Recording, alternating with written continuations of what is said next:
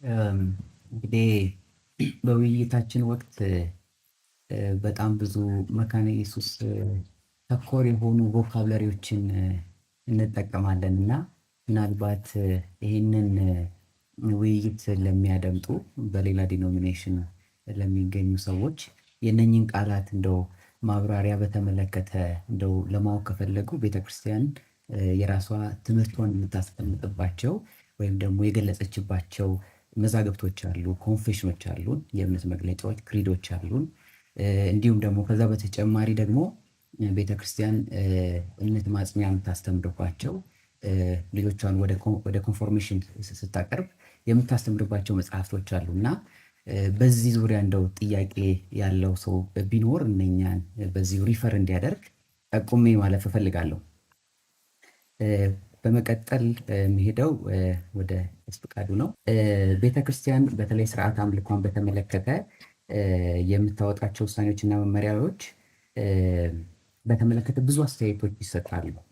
ከነኛም አስተያየቶች መካከል አንዱ ቤተክርስቲያን የጸጋ ስጦታን አትቀበልም ወይ፣ መካነ ኢየሱስ የጸጋ ስጦታን አትቀበልም ወይ የሚል ጥያቄ ነው እና መካነ ኢየሱስ የጸጋ ስጦታን ትቀበላለች?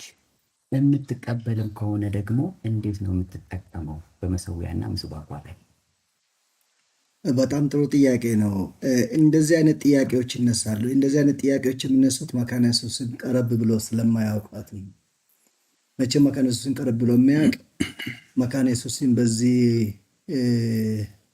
ጉዳይ ላይ ነቀፋ ሊያነሳ የሚችል አይመስለኝም። ስለ ጸጋ ስጦታዎች ስናነሳ ቤተክርስቲያናቱ ስትመሰረት እኮ ከጸጋው ጋር ነው። በመካነ ኢየሱስ በኦሮሚያ ምድር ላይ በወጂ ላይ በኢትዮጵያ አቆጣጠር 1891 ላይ እዛ ጸጋ የለም ወይ ማለት አንችልም። ቤተክርስቲያን የምትመሰረተው በጸጋው ነው። እዛን ጊዜ ሲያገለግሉ የነበሩ ሰዎች በጸጋው ነው የሚያገለግሉት። ስለ ጸጋ ሰፋ አድርገን ካየን ማለት ነው። ከዛ በኋላ ያው እንግዲህ የነበሩት አገልግሎቶች በእግዚአብሔር ጸጋ ውስጥ ሆነው የተፈጸሙ ናቸው ብለን እናምናለን። ምናልባት አንዳንድ ሰዎች ትንሽ ብዥታ የሚፈጥረው በጸጋውና በጸጋ ስጦታዎች መካከል ያሉት ልዩነቶች ነው። በተለይ ደግሞ ከሪቫይቫል ከመንፈሳዊ እንቅስቃሴዎች ጋር የተያያዙ ነገሮች። እሱም ከሆነ ኢትዮጵያ ወንጌላዊት ቤተክርስቲያን መካነ ኢየሱስ የጸጋ ስጦታዎች በተለይም ደግሞ ሪቫይቫል የምንለው መንፈስ ቅዱስ እንቅስቃሴዎች በኢትዮጵያ የጊዜ አቆጣጠር 1965 ላይ ነው ቦሬ ላይ የማንም ቤተክርስቲያን አባል እዛ በሌለበት የመካነ ኢየሱስ ልጆች ተሰባስበው ሲጸልዩ በነበረበት ቦታ ላይ ነው ብሮስት ያደረገው። የውጭ ቤተክርስቲያን ተጽዕኖ አልነበረም። በራሷ ውስጥ ነው ጀምሮ። ከዚያ የጀመረው እየተቀጣጠለ ነው ወደ ነቀምት፣ ከዛ በኋላ ወደዚህ ወደ አዲስ አበባ 1980ዎቹ ሰባዎቹ መጨረሻ ላይ እዚህ መከኒሳ ላይ የነበረው የመንፈስ ቅዱስ እንቅስቃሴ፣ የፈውስ አገልግሎቶች፣ ስንት አይነት ከበሽታ ሲፈወሱ ነበሩ ሰዎች። የዚያን ጊዜ የነበረው ሚዲያ ዛሬ ያለው ሚዲያ በዛን ጊዜ ቢኖር እጅግ ታሪካዊ ነበር። ያ ማለት መካነ ኢየሱስ የቀደምት መሪዎች የተቀበሉት አሁን ያለውትን መሪዎች የሚያስቀጥሉት አገልግሎት ነው። ከዚህ በኋላ ወደ እንጦጦ እየሄደ ትላልቅ የመንፈስ ቅዱስ እንቅስቃሴዎች ነበሩበት ማለት ነው። አሁንም ደግሞ በየማህበራኑ ያሉ ግራስሩት ላይ የምናያቸው እግዚአብሔር ቤተክርስቲያኑን የሚያንጽበት የጸጋ ስጦታዎች በስፋት በመካነ ኢየሱስ ውስጥ አሉ። ለዛ ነው እንግዲህ እንደዚህ አይነት ጥያቄ የሚነሳው መካነ ኢየሱስን ቀረብ ብሎ የማያውቅ ካልሆነ በስተቀር መካነ ኢየሱስ ጸጋ ስጦታዎችን በውሳኔና በመመሪያ ለማፈን የምታደርገው ነገር የለም። ታበረታታለች። ግን የጸጋ ስጦታዎች ያለ አግባብ ከመጽሐፍ ቅዱስ ውጪ በሚሆኑ ልምምዶች እንዲባክን ለሌላ ቢዝነስ እንዳይሆን በጥንቃቄ ነው የምታደርገው። በሁከትም ሳይሆን ሰዎች በሚረዱበት ምዕመናን በሚገነዘቡበት አገልግሎት እንዲሆን ቤተክርስቲያናችን በጥንቃቄ እንድንጠቀም ነው የምታደርገው። በጣም የታወቁ አንድ ቦታ የማይቀመጡ ለምሳሌ እኔ አሁን የሐዋርያነትን ማዕረግ ይሰጣል ቢባል አብዲ መገርሳ ነበር ማግኘት ነበር። በመካነ ኢየሱስ ያልደረሰበት የኢትዮጵያ ምድር የለም። መቼም እሱ ባስ እንኳ ሲሳፈር አጋንንት የሚጮሁት ባኮላ አስታውሳለሁ። እሱ ቼንቶ ውስጥ ገብቶ ቼንቶ ውስጥ ያሉት አጋንንት ጮሆ እንደወደቁ መኪና እንደቆመና ከዛ በኋላ ተሳፋሪዎች ቆመው እሱ አጋንንት ሲያወጣ እንደነበር እነዚህ አይነት ተአምራቶች አሉ። ያንን መካነ ኢየሱስ አኮሞዴት ነው የምታደርገው አገልጋዮቹንም። ግን መስመር የለቀቁ ነገሮች እንዲህ አትፈቅድም። መንገድ መስመር የለቀቁ ነገሮች፣ ለቢዝነስ የሚሆኑ የጸጋ ስጦታዎች፣ የግለሰብን ኪስ ለመሙላት የሚደረጉ ነገሮች እሱ መካነ ኢየሱስ አትፈልግም። ስጦታዎቹ ለቤተክርስቲያን ሊሰጡ ስጦታዎች ናቸው። የተሳሳተ ግንዛቤዎች አሉ። ለምሳሌ አንዳንድ ማህበር ምናምን ላይ የፈውስ ፕሮግራም የሚባል አለ። የፈውስ ፕሮግራም ቤተክርስቲያን አታዘጋጅም። የፈውስ ፕሮግራም ጌታ እጅ ነው ያለው። እኛ የጸሎት ፕሮግራም ነው የምናዘጋጀው። ለምሳሌ ሮቢን የፈውስ ፕሮግራም ካልክ እሁድ ምንድን ነው የሚሆነው? አየህ፣ በተለምዶ የምናደርጋቸው ነገሮች ትክክል ነው ብለን ስለምንቀበል እነዚህ ነገሮች መስተካከል አለባቸው። የፈውስ ፕሮግራም በእኛ እጅ አይደለም ያለው። የፈውስ ፕሮግራም በጌታ እጅ ነው ያለው። እኛ ጋር ያለው የአምልኮ ፕሮግራም፣ የመጽሐፍ ቅዱስ ጥናት ፕሮግራም፣ የጸሎት ፕሮግራም አለ። የፈውስ ፕሮግራሙ ግን እሱ እጅ ነው ያለው። ጊዜ እናወጣለን።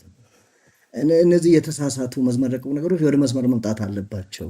ስለዚህ መካነ ኢየሱስ በውሳኔዋ ጌታ እስኪመጣ ድረስ የምትቀጥል ቤተክርስቲያናት ብዬ አምናለሁ። በግሌ በውሳኔዎቿና በመመሪያዎቿ የጸጋ ስጦታዎች የሚዳፈኑበት ሳይሆን ጠርተው ወጥተው ለቤተክርስቲያን አገልግሎት ለሕዝበ ምዕመናን የሚሆኑበትን ሁኔታዎችን የምታመቻች እንጂ የምትዳፍን ቤተክርስቲያን አይደለም።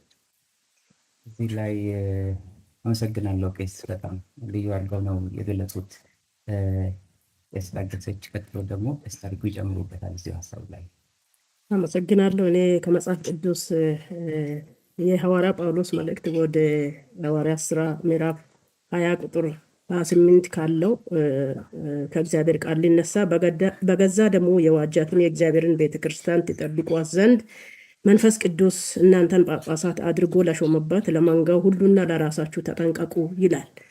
ቤተክርስቲያንቷ በየጊዜ ደንቦቿን፣ መመሪያዎቿን፣ ፖሊሲዎቿን የሚታወጣው ከእረኝነት አንጻር ነው። ለመንጋውና ለራሳችሁ ተጠንቀቁ የሚለው ጥንቃቄ ያስፈልጋል ማለት ነው። ምናልባት መንጋዎቹን የሚነጥቅ የሚበላ ምናልባት አውሬ ሊኖር ስለሚችል ነው ቃሉ ይህንን ያስቀመጠውና የኢትዮጵያ ወንጌላዊት ቤተክርስቲያን መካነ ኢየሱስ ዋናው ቤዝ አድርጋ መመሪያዎቹንም ደንቦቿን የሚታወጣው በመጽሐፍ ቅዱስ ነው፣ በእግዚአብሔር ቃል። በደንቦቿም በአንቀጽ 2 ላይ የእግዚአብሔር ቃል የአዲስ ኪዳንና ብሉይ ኪዳን ፍጹም የእግዚአብሔር ቃል መሆኑን አምና ትቀበላለች።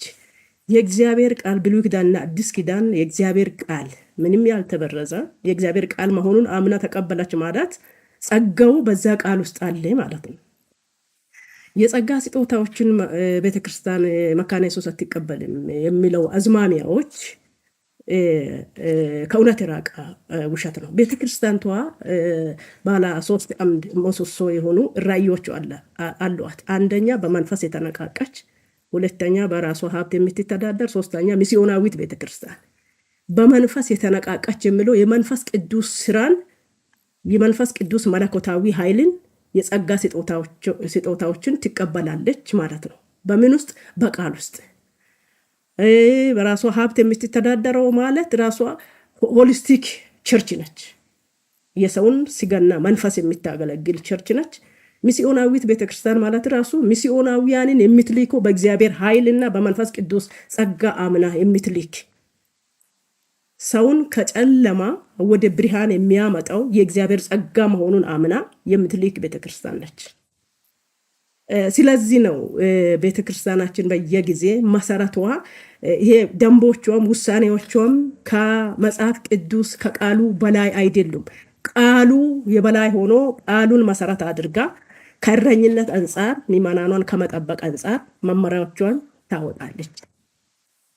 ስለዚህ በጸጋ በደንብ ታምናለች ማለት ነው። ምላሹ ምንድን ነው? ምዕመናንም አገልጋዮችም የኢትዮጵያ ወንጌላዊት ቤተክርስቲያን መሪዎችም ከታች እስከ ላይ የሚያውቁ በጸጋ የሚታምን ቸርች፣ መጽሐፍ ቅዱሳዊ እውነት ያላት ቸርች መሆኗን እንዲያምኑ መልእክት ማስተላለፍ እፈልጋለሁ።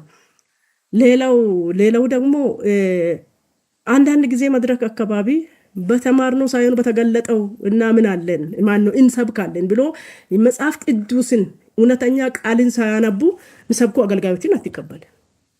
በተማርነው ሳይሆን በተገለጠው የሚለው ከቃሉ ውጪ የሚገለጥ ነገር አለ ወይ? የእግዚአብሔር ቃል ብሉይ ኪዳንና አዲስ ኪዳን የእግዚአብሔር ቃል መለኮታዊ ኃይል ነው። ቃሉ ካልተነበባ የትኛው መገለጥ ነው? ይህንን አትቀበልም። መሰረቷ ደግሞ የመጽሐፍ ቅዱስ እውነት ነው፣ ክርስቲያናችን ማለት ነው። ቅድምም ቄስ ተባባሪ ጠቅላይ ጻፊያችንም አንስቷሉ። የጸጋ ስጦታዎቿን ትቀበላለች፣ በአሰራሮቿ ታምናለች። ግን ከቃሉ ያፈነገጠ ከእውነቱ የራቀ ሀሳቦች ሲመጡ አትቀበልም ማለት ነው። አመሰግናለሁ። በጣም አመሰግናለሁ። በእርግጥ ብዙ ነገር ተናግሯል። እኔ ትንሽ አንደርላይን ማድረግ የፈለግኩት ነገር ምንድን ነው? በብሉይ እንግዲህ የጸጋ ስጦታና መንፈሳዊ አገልግሎት ስጦታዎች ሰፊ ሳብጀክት ነው። በአንድ ጊዜ በሁለት ጊዜ በንግግር የሚገለጽ አይደለም።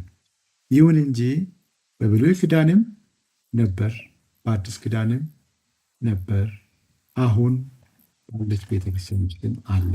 የጸጋ ስጦታ የለም ማለት አይቻልም። ነገር ግን በሁሉም በብሉይ ኪዳንም በአዲስ ኪዳንም ቤተክርስቲያንን የተከሉ ሐዋርያትን ጨምሮ ማለት ነው መንፈሳዊ ስጦታዎችን በሚጠቀሙበት ጊዜ ወዴት ነው የወሰዳቸው የሚለውን ቤተክርስቲያናችን በጣም ታሰምርበታለች። የብሉይ ኪዳንም ነቢያት ነገስታትን እየተጋፈጡ ሕይወታቸውን እያስያዙ እየሞቱ የእግዚአብሔርን መልእክት ያደርሱ ነበር። በአዲስ ኪዳንም ሐዋርያት ዋናው ስራቸው ወንጌልን መስበክ ነበርና የተሰጣቸው መንፈሳዊ ስጦታዎች በሙሉ የሚጠቀሙት ይሄንን ወንጌል ከግብ ለማድረስ ነበረ። ስለዚህ በተለያየ መንገድ የሞቱ ሰማዕታት ሐዋርያት እንደሆኑ ታሪክም ይነግረናል። እንግዲህ መንፈሳዊ ስጦታ ወዴት ነው የሚወስደው? ትንቢት መናገርም ይሁን ስብከትም ይሁን ሌሎችም ይሁኑ ወዴት ነው የሚወስደው? ከዚህ ብዙ የምንማረው ነገር አለ። በዘመናችንም ቢሆን ወንጌል ወደ ኢትዮጵያ ባልደረሰበት ጊዜ ከዚያ ከሩቅ አገር ወንጌልን መልእክት ይዘው የመጡ ሚስዮናውያን መንፈሳዊ ስጦታ፣ የጸጋ ስጦታ፣ የአገልግሎት ስጦታ ሳይኖራቸው እንዲሁ ተነሳስተው መጡ ብንል ሐሰተኞች ነው የምንሆነው።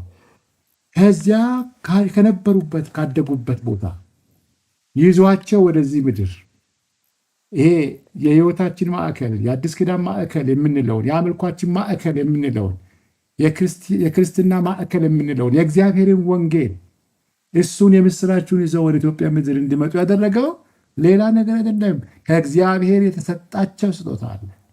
ይህንን በጣም አንደርላይን ማድረግ ያስፈልጋል።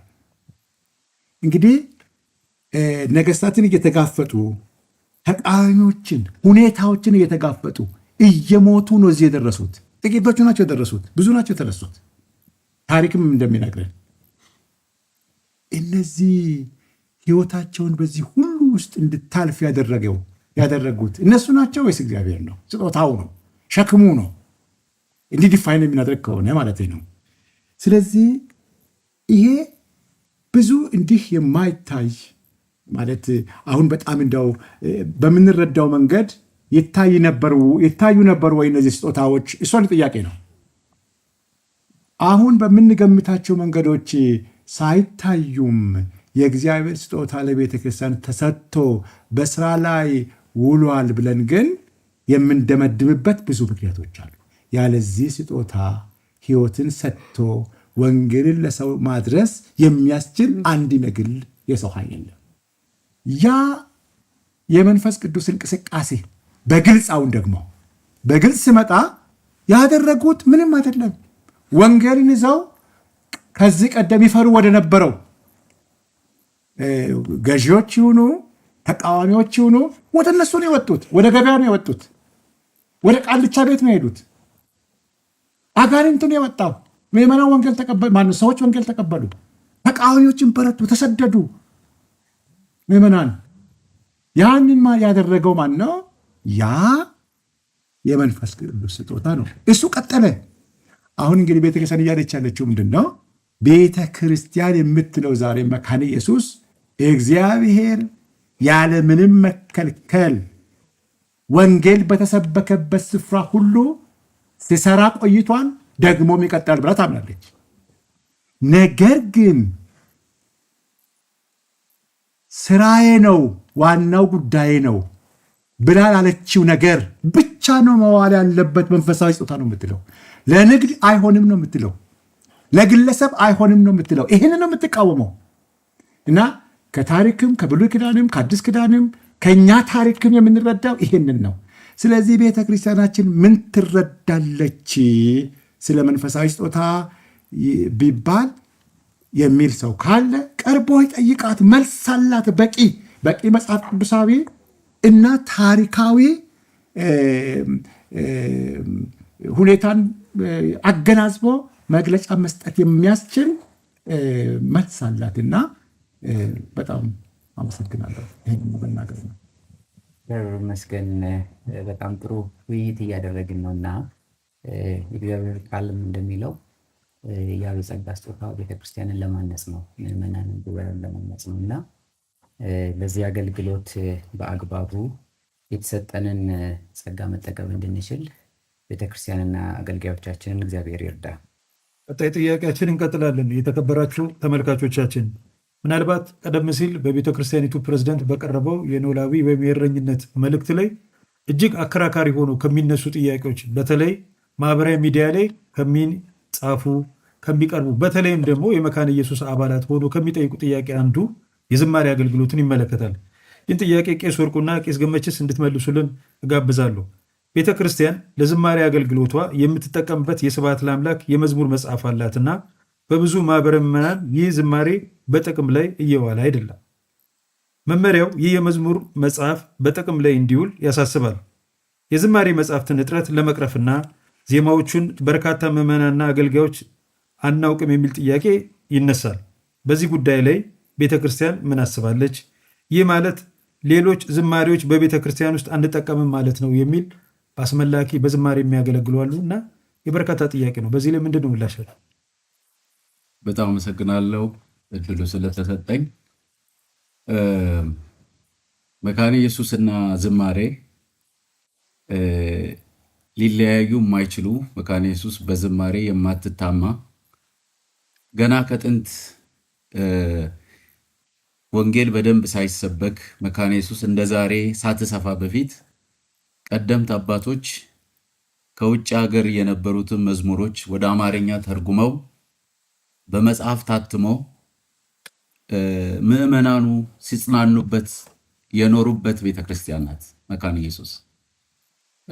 ዝማሬ በመካነ ኢየሱስ ትልቅ ስፍራ እንዳለው አንዱ ማሳያ ከማንም ቀድማ መዝሙሮችን እነዚህ ኢንተርናሽናል የሚባሉ መዝሙሮችን ወደ አማርኛ ተተርጉመው በመጽሐፍ መልክ ታትመው በተለያዩ ቋንቋዎች በቤተ ክርስቲያን እንደ አንድ መንፈሳዊ አገልግሎት የነበሩ ናቸው ማለት ነው። ምናልባት በዚህ ላይ ብዥታ ያለው ሰው ከዚህ ተነስቶ መካነ ኢየሱስ ለዝማሬ ያላትን ቦታ ማየት ይችላል። በስብሐት ለአምላክ ያሉት መዝሙሮች ልክ እንደ ሌክሽነሪ ወይም እንደ የዕለቱ የመጽሐፍ ቅዱስ ንባቦች በተለያዩ ርዕሶች ላይ የተዘመሩ ናቸው። የጌታን ልደት፣ የጌታን ስቅለት፣ የጌታን ሕማማት፣ የጌታን ምጽአት፣ ስለ እግዚአብሔር ሕልውና፣ ስለ ስደት፣ በስደት ውስጥ ምዕመናን እንዴት መጽናት እንዳለባቸው ብዙ ዝርዝር ስነ መለኮታዊ ይዘታቸው በጥሩ ሁኔታ መጽሐፍ ቅዱስ የተገለጠባቸው መዝሙሮች ናቸው። የስብሐት ለአምላክ መዝሙር ከተተረጎሙት ብቻ አይደለም፣ በሀገር ውስጥ እግዚአብሔር ጸጋውን የሰጣቸው በዝማሬ ሲያገለግሉ የነበሩ ጥንትም የነበሩ የነሱም መዝሙሮች ተካተው አሉ። አሁን ባለንበትም ዘመን እግዚአብሔር በዝማሬ ጸጋ የሞላቸው እየሄዱ ለምዕመናን መጽናናት አገልግሎት የሚሰጡ አሉ። መካነ ኢየሱስ የነዚህ ዝማሬዎች ሁሉ ተጠቃሚ ናት። ምናልባት ወይ ሆን ተብሎ ወይም ካለመረዳት ልክ ያልሆነ ግንዛቤዎች እንዳልከው ሚዲያ ላይ ተስተውሏል። መካነ ኢየሱስ የዝማሬ አገልግሎትን እንደገደበች ያ በእኔ አረዳድ የአሁኑ ውሳኔ የዝማሬን አገልግሎት የበለጠ ያጎላል ብዬ አምናለሁ።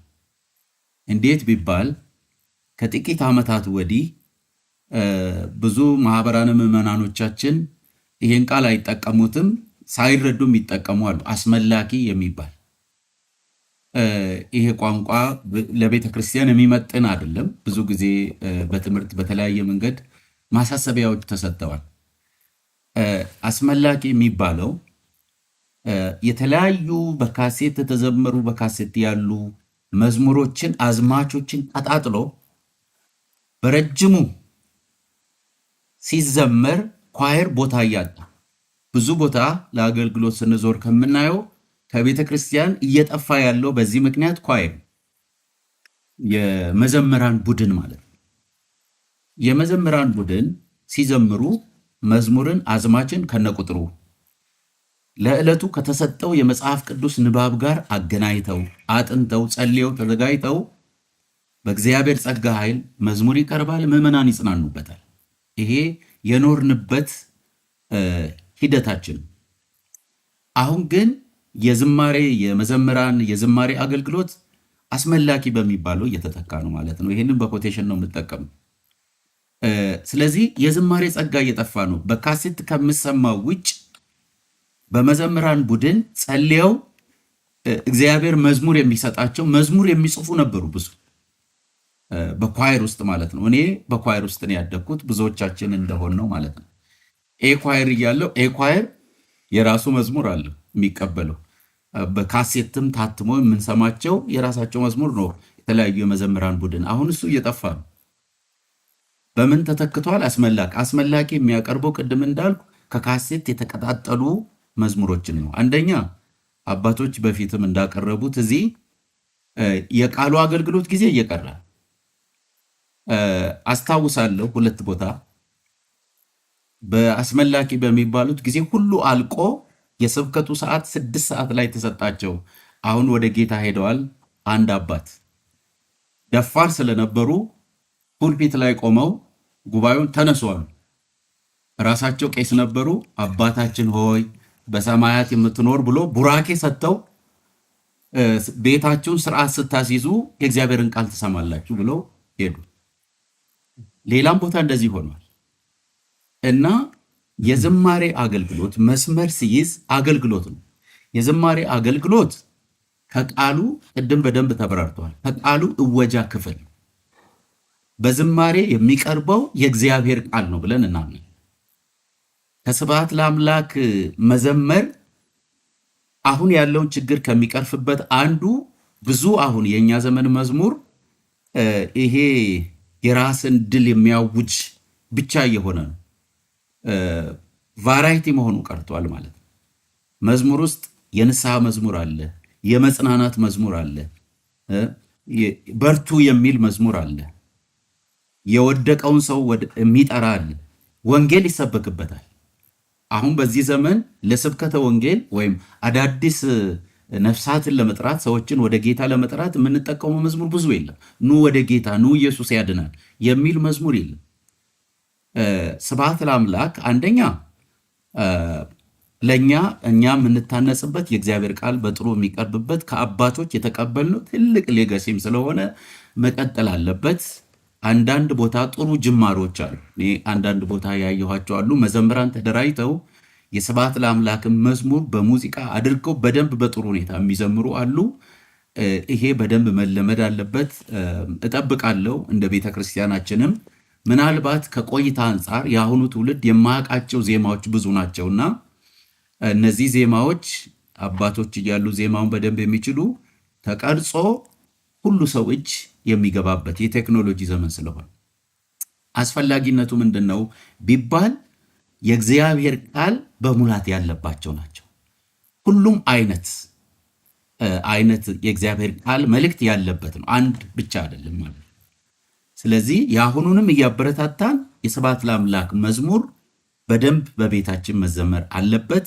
የስብሐት ለአምላክ መዝሙር ሲባል እዚህ ሀገር ውስጥ ኢንዲጂነስ የሆኑ የዘመሩ አባቶች ያሉበትም ጭምር መሆኑ መረሳት የለበትም።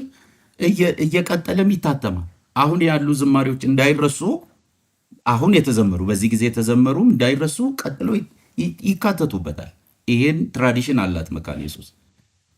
ግን በዝማሬዎቹ ላይ ልክ ያልሆነው ግንዛቤ መካነ ኢየሱስ መዝሙርን ልትገድብ የያዘችው አቋም እንደሌለ ሰዎች እንዲረዱ፣ ግን መዝሙሮቹ ሁሉን የሚያካትቱ እንዲሆኑ አባቶችንም ከግንዛቤ ያስገባ እንዲሆን። ትላልቅ አባቶች ቤተክርስቲያን መጥተው ለአንድ ሰዓት ወገባቸው እስኪንቀጠቀጥ መቆም አይችሉም። ለሁሉም ቦታ እንዲኖር ለቃሉም እድል እንዲሰጥ የሚል ነው። ሌላው በዚሁ እንደ ማሳሰቢያ አስመላክ የሚባል መካነ ኢየሱስ አትጠቀምም። ዝማሬን በመምራት ቄሱን የሚረዱ ሰዎች ሊኖሩ ይችላሉ። ይሄም በደንብ እንዲታይ ለምል ነው። ኳይርን ለማበረታታት የዝማሬ ጸጋ እንዲቀጥል ለማበረታታት የቃሉ እወጃ ክፍል እንደሆነ ስለተረዳች ነው እንጂ ለመገደብ ሳይሆን የበለጠ ለማጥራት ነው። እኔ አንድ አባት ተናገሩ የሚባለውን ጨምሬ ላብቃ። ገና እንዳሁኑ ይሄ መዝሙር 30-40 መዝሙር መቀጣጠል ገና እንደተጀመረ በጣም የተሰማቸው አባት ናቸው አሉ። እና ዝማሬ ምረጡ ሲባል ምዕመናን ሲመርጡ ይሄን መዝሙር አሉ ገባ ወጣ ሳንል 17 ጊዜ እንለዋለን አሉ። አዝማቹም ማለት ነው። ምን እየሸሹ ነው? ገና አንዱ በደንብ ሳይባል ወደ ሌላ፣ እሱ ሳይባል ወደ ሌላ። ከዚህ የተነሳ ብዙ ምዕመናን አድማጭ እንጂ ዘማሪ አይደሉም። ምክንያቱም አንዱ ተባለ ቀጠለ፣ ሌላ ጋር ገባ። አንደኛ ኮሄረንሲ የለውም። የንስሐ መዝሙር፣ የምስጋና፣ ሁሉም ነው አንድ ላይ የመጣው። በዕለቱ ግን መካነ ኢየሱስ ያላት ዛሬ ስለ መስቀሉ ከሆነ የሚሰበከው መዝሙሩም ስለ መስቀሉ መሆን አለበት። አንድ ወጥ መልእክት ይዞ መውጣት አለበት ሰው ማለት ነው እንጂ የዝማሬን ጸጋ ለማሳነስ ወይም ለመገደብ መካነ ኢየሱስ እንደሱ አይነት አቋም የላትም። አመሰግናለሁ። ብዙ ነገር ተብለዋል። ምናልባት መዝሙር ስለ መዝሙር ስናስብ ከአመጣጣችን ነው እና ከሬፎርም ሉተር አለ ፊልም ማርቲን ሉተር በጣም ዘማሪ ነበር። እሱ ከተናገራቸው አንዱ መዝሙር ስዘምር ሴጣን ምን ይሆናል አለ? ይሮጣል ነው ያለው። ይሮጣል በደንብ ሲሰብክ ቀስ ብሎ በሚሄደው ምን ነገር አለ። ግን በሁለቱም ሴጣንን ማስኬድ ነው እና የበለጠ የሚያስኬድ ደግሞ መዝሙር ስለሆነ ቤተክርስቲያናችን ከአባቶች መውረስ ነው ነገር ነው። አይ ቲንክ ይህን ነገር የት ይመጣል አንችልም። እንግዲህ ስብሐት ለአምላክ የተባለው ያንን ከዛ ባክግራውንድ የመጣ ነገር ነው። በሌላ በኩል ቤተክርስቲያናችን የምታስተምረው መቼም ይሁድ ድግስ ነው አይደል? መንፈሳዊ ድግስ ነው፣ ምግብ ነው ማለት ነው። ምግብ ደግሞ ሶሎ ምግብ የሚባል ነገር የለም። ወጣ አለው፣ የተለያዩ ቫራቲዎች ናቸው ምግብ እንጂ አንድ ሽሮ ብቻ ሁሌ ይበላል ሰው። እና ቤተክርስቲያናችን ከአሰራሯ ለሰው ልጅ የምታቀርበው ሆሊስቲክ የሚለው ነገር አእምሮን የሚመግብ ሳይኮሎጂን የሚመግብ ኢኮኖሚክ ብዙ ነገር የሚመግብ ብዙ ትምህርቶችን ነው የምታስተምረው። ስለዚህ መዝሙራችንም ልክ እንደ ቃሉ ስትራክቸር አለው፣ በጣም ስትራክቸር አለው። ስለዚህ ይሄ ደግሞ የመጣው ከወንጌሉ ጋር የተቀበልነው ወንጌሉም ራሱ ይዘምራሉ የሚል ነገር አለው። ያንን መዝሙር እኛ እንደ ቤተክርስቲያን ማሞቂያ ያለ የምንጠቀሙ ልትሎ መናገር ወይም ደግሞ እንደ መፈክር ማነቃቂያ አይደለም። መዝሙር ለኛ መዝሙር ማለት የእግዚአብሔር ቃል ነው። ስለዚህ እግዚአብሔር ቃል ከሆነ ደግሞ በትንሹ ከእግዚአብሔር ቃል የሚቀዳ መጽሐፍ ቅዱሳዊ መሆኑን የሚያሳይ የእግዚአብሔር ቃል ያለበት መዝሙር መሆኑን ቼክ ማድረግ አለበት። ስለዚህ ነው የምንጠነቀቀው ማለት ነው መጽሐፉ። ስለዚህ ስብሐተ አምላክን በተመለከተ ታሪካዊ ዳራ ያለው በጥንቃቄ የሚታተም ኢዲት እርምት የሚደረግበት ብዙ መልእክት የሚያስተላልፋል ተብሎ ስለምታሰብ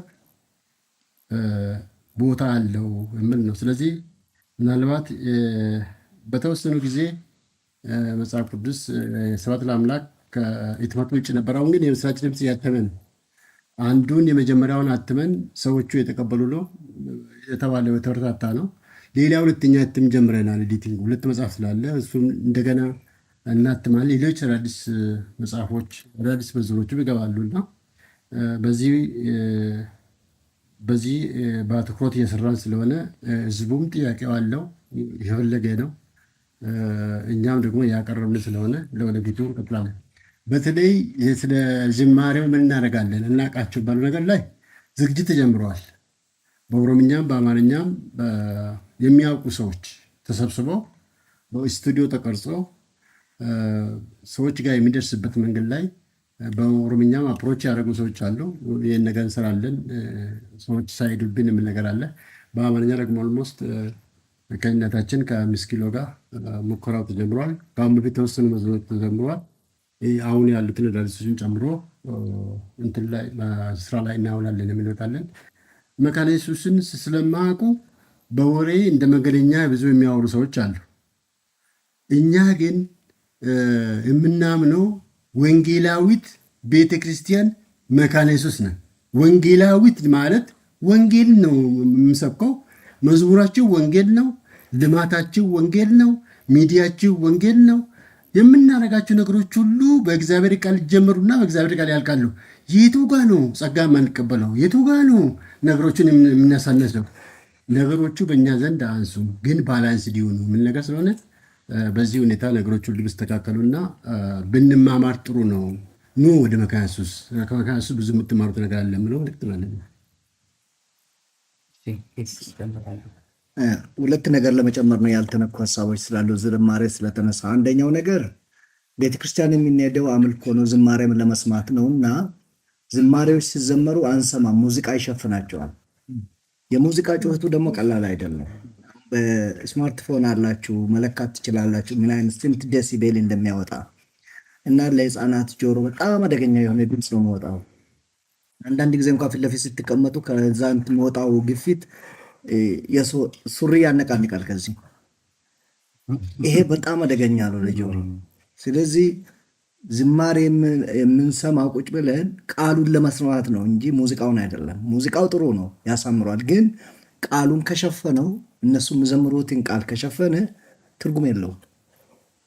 ስለዚህ ምናልባት በዚህ ላይ ያሉ ስልጠና የሚሰጡ ካሉ ብረዷቸው መምህራንን ብሰሙና ሙዚቃ ትንሽ ቀነስ አድርጎም እነሱ የሚሉትን መስማት ብንችል ጥሩ ነው ለማለት ነው። ሁለተኛው መጨመር የፈለግኩት የግሩፕ ዝማሬዎችም እንዳሉ ወንድሞችን ጠቅሳ የግል ዘማሪዎችም አሉ። ቤተክርስቲያኗ ታበረታታለች። ጥሩ ጥሩ ዝማሬዎች በምድራችን ላይ አሉ። እዛ ጋር ትንሽ ምክር መስጠት የሚፈልገው ዝማሬ ስጦታ ያላቸው ሰዎች አንዳንድ ጊዜ የስነ መለኮት እውቀት ያላቸውን ሰዎች እንደው እስቲ ይውልኝ ኮንቴንት ሰብስታንስ አለ ወይ ብለው ድጋፍ ቢጠይቁ፣ ዘማሪዎች በግል ሲኖራቸው ቢያሳዩቸውና ቢያግዟቸው ጥሩ ነው የምለው እንደመጨመር። እንግዲህ አሁን ፕሮግራማችን ወደ ማጠቃለሉ እየደረስን ነው። አንድ ጥያቄና በመጨረሻ የቤተክርስቲያናችን ፕሬዚደንት ማጠቃለያ ይሰጡናል። የመጨረሻው ጥያቄ እንግዲህ ይሄ መመሪያ የቤተክርስቲያኒቱን የአስተምህሮና የትውፊት ነጸብራቅ ነው ብለናል እና ብዙ የአምልኮ የቤተክርስቲያኒቱን አስተምህሮና ትውፊት በተመለከተ ብዙ መመሪያዎችን አስቀምጧል፣ ብዙ ይዘቶች አሉት እና ከዚህ አንጻር በአንዳንድ ስፍራ የግንዛቤ እጥረቶች አሉና ይህንን የግንዛቤ እጥረት ከመቅረፍ አንጻርና ምዕመናንን ከማስተማር አንጻር ጥያቄ ባላቸው ጉዳዮች ላይ ማብራሪያ ከመስጠት አንጻር ቤተክርስቲያን ምን አስባለች፣ ምን አቅዳለች ነገር? በጣም አመሰግናለሁ። ቅድም ወንድሞቼ በየተራ ሲነገር እንደነበረው መዝሙር ማለት ወንጌልን በዜማ ማለት ነው። በቃ እና ወንጌል በዜማ ደግሞ ወንጌል ሙሉ ትርጉም ነው ያለው። ሙሉ ትርጉም ያለው ዝማሬ ያስፈልገናል ማለት ነው። መዝሙር ቸርች ብቻ አይደለም የሚዘመረው፣ ቤት ይዘመራል፣ ፌሎሺፕ ላይ ይዘመራል በየቤቱ። እንዲያውም አንዳንድ ጊዜ በገጠር ስንመለከት መዝሙር እየዘመሩ ስራ ይሰራል ማለት የኮሚኒቲው አደረግ ነው ማለት ነው። ስለዚህ ያንን ሂደት ማበረታታት አስፈላጊ በመሆኑ ነው። ከዚያ በተጨማሪ የኳየር መዝሙሮች ሙሉ ወጥ እንዲሆኑ እንደው መቼም አንድ ጊዜ ተጀምሮ የቀረ ነገር ሳንሶር የማስደረግ ቤተክርስቲያን እንዲህ አይነት ስልጣን ሁሉ ነበራት በፊት እና ዘማሪያን የሚያወጡትን መዝሙር ከቤተክርስቲያኒቱ የስነ መለኮት ከመጽሐፍ ቅዱስ እይታ አንጻር እንዴት ነው የሚታየው፣ ትርጉም ይሰጣል ወይ ተብሎ የሚደረገው እና እኔ ሁሌ ወደ ቸርች ሲሄድ የማየው ልጆች መዝሙር ሲዘመር ይዘላሉ። ትናንሽ ልጆች አብረው ይዘላሉ፣ ግን ምን እንደሆነ አያውቁም። ስለዚህ ልጆቹም ዘምረው ነው የገቡት፣ ግን ምን እንደዘመሩ አያውቁም። በቃል የሚይዙት የሚያጠኑት ነገር የላቸው። ይህን እንዴት አድርጌ ልየው ብላ ነው ቤተክርስቲያን አንደኛው እንግዲህ ቅርብ ጊዜ የተደረገው 21ኛው የቤተክርስቲያኒቱ ካውንስል ካስተላለፈው ውሳኔ አንደኛው ዝማሬና አርትን በተመለከተ የወንጌል ተልእኮና ቴዎሎጂ መምሪያ በዚህ ዙሪያ ላይ እንዲሰራ የሚል አስቀምጦለታል እና ወደፊት በቤተክርስቲያን መዋቅር ውስጥ ታይቶ እየታየ የሚሄድ አንዱ የአገልግሎት ክፍል ትኩረት የሚሻ መሆኑን የሚያመለክት ነው። እንግዲህ ከመመሪያዎቹ አንጻር ደግሞ ካየነው እነዚህ መመሪያዎች ለምንድን ነው እነዚህን ሁሉ ጥያቄዎች ያስነሱት? እነዚህ ሚዲያ ላይ የምንሰማቸው ነገሮች ማለት የእውቀታችን የመረዳታችን ደብዙ ሻሎ ነው ማለት ነው። ይሄንን ካለማወቅ የሚነሱ ጥያቄዎች ናቸው። በቂ መረዳት ከመጥፋቱ የተነሳ ነው እና እንደ ቤተክርስቲያን ይሄንን የኖላዊ ደብዳቤና ቀደም ሲል የተወሰኑት ውሳኔዎች በየደረጃው ወደ ታች የማውረድ እቅድ አለ። እቅዱ ከማህበረ ምዕመናን ወጣቶች በወጣቶች ደረጃ፣ ሴቶች በሴቶች እንደገና ደግሞ ኮንግሪጌሽኖች እና ቄሶች፣ ወንጌላውያን፣ የማህበረ ምዕመናኑ ሽማግሌዎች፣ የሰበካ መሪዎች ሁሉ በየደረጃው የዚህን የውሳኔ አተገባበርና ጽንሰ ሐሳቡን በትክክል እንዲረዱት ለማድረግ ዝግጅቶች እየተደረጉ ናቸው። ስለዚህ በሚቀጥሉት ጊዜያት እንግዲህ ወርክሾፖች በየደረጃው ይካሄዳሉ። ተገቢው ግንዛቤ እንዲደረግና በዚህ ውስጥ ደግሞ እነዚህ ትንሽ ቅርጽ ያጡ የመረዳት ችግሮች ወደ ትክክለኛው ገጽታ እንዲመለሱ ለማድረግ ከዚህ በኋላ ስትራቴጂ ወጥቶለታል። በስትራቴጂው መሰረት ተግባራዊ እናደርጋለን ማለት ነው። አመሰግናለሁ። ማጠቃለያ ቤተክርስቲያናችን ፕሬዝዳንት። በጣም አመሰግናለሁ። ሁላችሁንም በዚህ የተሳተፋችሁትን በጣም ማመስገን እፈልጋለሁኝ። እንግዲህ ጊዜም ሁኔታም ይገድባል። ባይሆን ኖሮ ብዙ የሚቀሩ ጉዳዮች አሉ የምናነሳቸው ማለት ነው። በተለያዩ ደረጃዎች የሚነሱ ውሳኔዎች ለሚነሱ ጥያቄዎች መልስ ለመስጠት ሞክረናል። ለዋናዎቹ ግን እያልን ያለነው ሁሉም እንዲረዱ ምዕመናንም ሌሎችም መካነ ኢየሱስ እያለች ያለችው ቤቴን ስርዓት አስይዛለሁ ነው። ስርዓት አስይዤ ሁሉም በቤተ ክርስቲያን መከናወን የሚገባቸው ነገሮች ሁሉ ያለመጓደል ከናወኑ ነው በስርዓት። መካነ ኢየሱስ ይህንን በማድረጓ በተለይ ደግሞ መድረክን አላጋራም እንዲህ በማለቷ ምናልባት ቅሬታ ካለ ታገሱ። አንዳንድ በጣም የምንወዳቸው አገልጋዮች ብዙ ጊዜ በመካነ ኢየሱስ አገልግሎት ስፍራዎች በተደጋጋሚ የሚታዩ የሌላ ቤተ እምነት ሰዎች አሉ እና እነሱስ የምላለ እነሱም ይታገሱን። ክርስቲያን አሁን በራሷ ላይ መስራት ፈለገች። በራሷ እጅ በራሷ እግዚአብሔር በረዳት መጠን እግዚአብሔር በጸጋው እንዲያግዛት ጸልዩልን። እሱ ነው የሚሻለው። ምክንያቱም ምዕመናን የተረባበሹበት ሁኔታ ሁሉ ተፈጥሮ ስለነበር ነው። እንግዲህ ቤተ ክርስቲያናችን ተደፈረች ለማለት አሁን ትልቁን ነገር የአሁኑን ዘመን መጥቀስ ካስፈለገ አንድ አገልጋይ የምናከብረው አንድ አገልጋይ በአንድ ሲኖዶሳችን ያደረገው ነገር አለ። በሕፃንነታችሁ የተጠመቃችሁ መዘምራን እስቲ ተነሱና ቆሙ። መዘምራንን ሁሉ አስቆም። በሕፃንነታችሁ የተጠመቃችሁ ምን ማለት ፈልጎ ነው? እስከዛ ድረስ ነው። በጣም አሳፋሪ ነገር። በሁለት ወይም በሶስት ኮንግሪጌሽኖች ተመሳሳይ ነገር አድርጎ ነው ያ ወንድም ሄደውና ጉዳዩን እስከ ሌላ ደረጃም ለመውሰድ አስበን እንደ መካነ ኢየሱስ በመካነ ኢየሱስ አካሄድ እንሄዳለን ብለን በጣም ብዙ የማይመቹ ነገሮች ስለሆኑ ነው እና እንዲሁ ዘለን አይደለም። በተለይ 66ኛ የስራ አስፈጻሚ ቦርድ ይህን ጉዳይ በጣም ከቀድሞ በተለየ ሁኔታ ቶሌሬት ማድረግ በማይቻል ልክ መመሪያ ያስተላለፈው ከዚህ አንጻር ነው እና ታገሱን፣ እንታገስ፣ ቤታችንን እናስተካክል። የምዕመናኖቻችን በተለይ ኢትዮጵያ ወንጌላዊት ቤተክርስቲያን መካነ ኢየሱስ ምዕመናን ታገሱና እስቲ ወደ ውስጥ ተመልሳችሁ የምታረሙ ነገሮች ካሉ አርሙ። ከዛ በኋላ እንዴት ተደርጎ ነው ቤተክርስቲያን በሯን መክፈት ከፈለገች እንዴት አድርጋ ነው የምትከፍተው? መካነ ኢየሱስን የሚያውቁ ሰዎች ያውቋታል።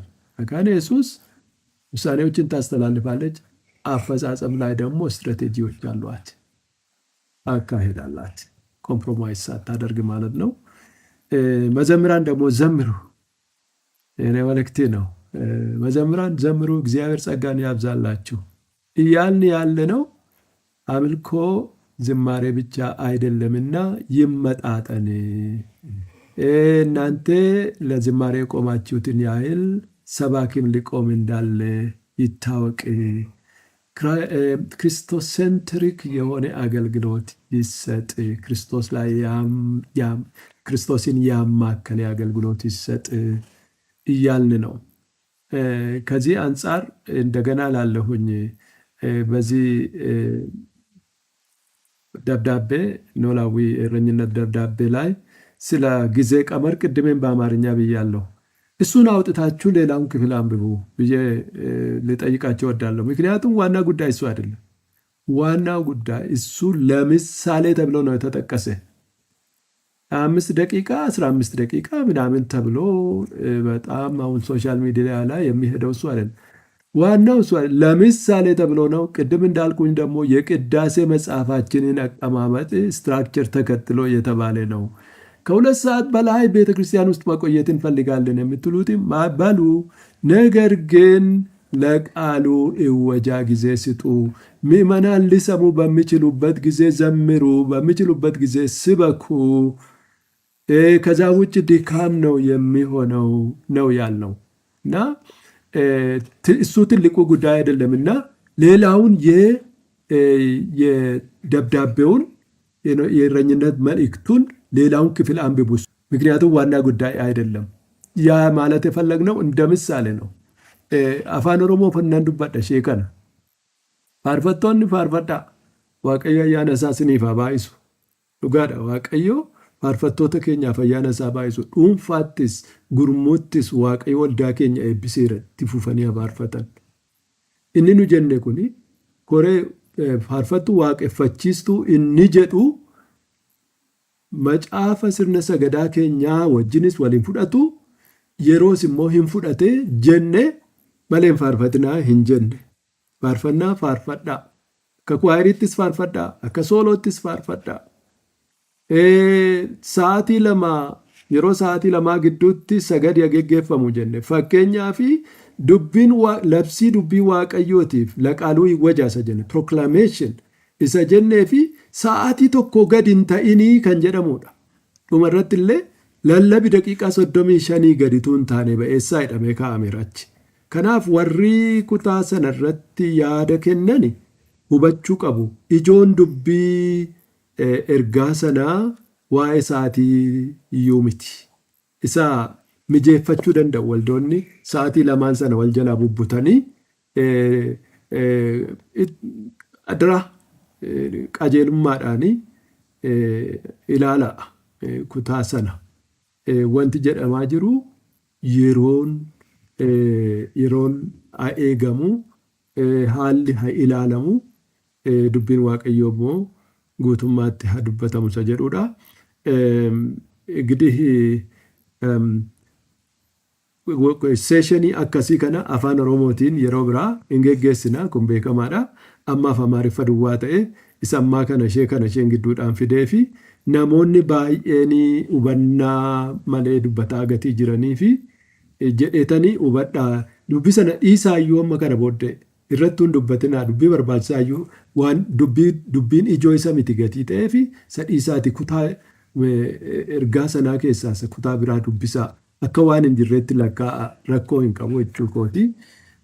Kanarraa kan hafe እንግዲህ ጥሩ ጊዜ አሳልፈናል አብረን። ቤተ ክርስቲያናችን በየጊዜው በዚህ አይነት መልክ ለምዕመናን መግለጫ ትሰጣለች። ጥያቄ ካስፈለገ አሁንም ያልተመለሰ ነገር ካለ ወደ ሶሻል ሚዲያ አትውጡ። የቤተ ክርስቲያኒቱ ኮንታክት አድሬሶች አሉ። የቤተ ክርስቲያኒቱ ወንጌል ተልእኮና ቴዎሎጂ መምሪያ በተለይ በዚህ ዙሪያ በቂ ማብራሪያ መስጠት ይችላል። ሌሎቻችንም አለን እና እግዚአብሔር ይባርከናል። ሌሎች አብያተ ክርስቲያናትም ታገሱን፣ እንወዳችኋለን። በምንም አይነት የመጋፋት ነገርም የለም እዚህ ላይ ቤተ ክርስቲያኒቱ በራሷም ላይ በሌሎችም ላይ በር አልዘጋችም። ያለች ያለችው ማስተካከለው ነገር አለ ነው ያለችው እና ስለዚህ ተረዱ። ሌሎች እኛ ጋር ብዙ ጊዜ ስታገለግሉ የነበራችሁም ታገሱን፣ ይገባችኋል ምን ማለት እንደሆነ ከኢየሱስ ምን እያለች እንደሆነ ይገባችኋል ብዬ አስባለሁ። በተረፈ እግዚአብሔር ሰፊ ጊዜ ይሰጠናል። በዚህ አይነት ሴሽን ደጋግመን እንገናኛለን። ተባረኩ። የተወደዳችሁ ተመልካቾቻችን ከኢትዮጵያ ወንጌላዊት ቤተክርስቲያን መካነ ኢየሱስ የተዘጋጀው ወቅታዊ ፕሮግራም የተከታተላችሁትን ይመስላል። በቀረበው ወቅታዊ ፕሮግራም ላይ ምላሽ ለመስጠት እዚህ ስቱዲዮ የተገኛችሁ ባለሙያዎችና የስራ ኃላፊዎች እንዲሁም ደግሞ ይህ ፕሮግራም በቀጥታ ወደ አድማጭ ተመልካች እንዲቀርብ የተባበሩንን የመካነ ኢየሱስ ሴሚናሪ ስቱዲዮ ባለሙያዎችን እንዲሁም የኢቫንጀሊካል ቴሌቪዥን ዘክርስቲያን ቲዩብ እና ሌሎች የሚዲያ ተቋማት ወደ አድማጭ ተመልካች ስለምታደርሱልኝ በድጋሚ እናመሰግናለን። ፕሮግራሙን በመምራት ደመላሽ ዶላና ኦሊፍ ጅራ ከእናንተ ጋር ቆይታ አደረግን። በቀጣይ በሌላ ፕሮግራም እስከምንገናኝ ቸርን ሰንብት።